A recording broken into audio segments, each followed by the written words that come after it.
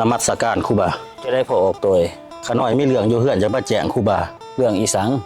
โอ้ยก็เรื่องไม่ออกหันแล้ว ไม่ออกจะไหนไม่ออกของอัตมานี่บ่แม่นขาน้อยเราเป็นหยังไม่ออกตู ไม่ออกตู้เพิ่นฝากมาถามว่ามื้อใดครูบาสิซิกหั่นโอ้ยฝากไปบอกเพิ่นแน่เด้ออาตมาคือสิบ่ได้ซิกแหละอาตมาตัดหมดแหละกิเลสตัณหาต่างๆนานาหั่นโอ้สรุปแล้วครูบาสิบวชเลยบ่นี่ขาน้อยแม่นแหละ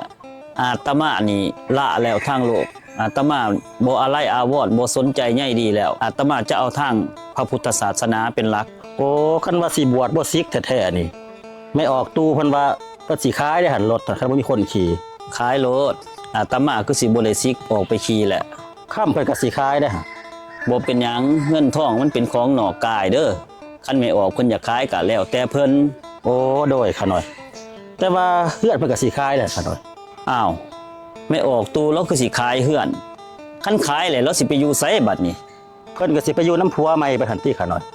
เนี่ยครูบาว่าสิบ่ซิกเพิ่นก็สิเอาผัวใหม่ห่วยไม่ออกตูคือว่าซั่นเนาะแม่นไผล่ะผัวใหม่เพิ่นน่ะก็ขาน้อยนี่ล่ะอ้าวคือว่าซั่น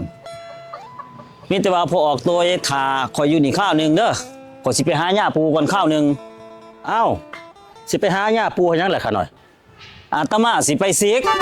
อ้าวคือสิซิกบัดนี้ขาน้อยคันบ่ซิกแม่ออกตูก็เสร็จพอออกตัวเท่านั้นติทาอยู่นี่เด้อข้าวนึงเด้อ